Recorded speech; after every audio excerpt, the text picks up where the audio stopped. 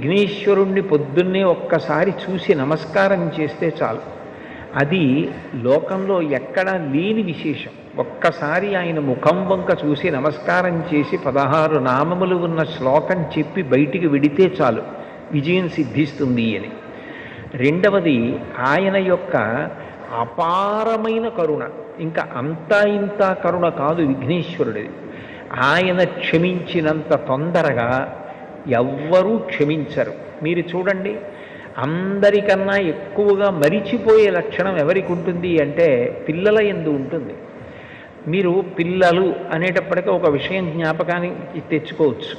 పెద్దవాళ్ళు ఏదైనా తింటున్నారనుకోండి, ఎవరో పెద్దలు వచ్చారు ఇంటికి, ఇంట్లో భోజనమో ఫలహారమో చేస్తున్న పెద్ద ఆయన ఆ పళ్ళెం పట్టుకునో లేకపోతే చేతిలో ఏ ఉండ్రాయో కుడుమో పట్టుకుని తింటూ వీధిలోకి వెళ్ళి స్వాగతం పలకడం, ఆ పళ్ళెం లోపల పెట్టి తాను పెడతాడు.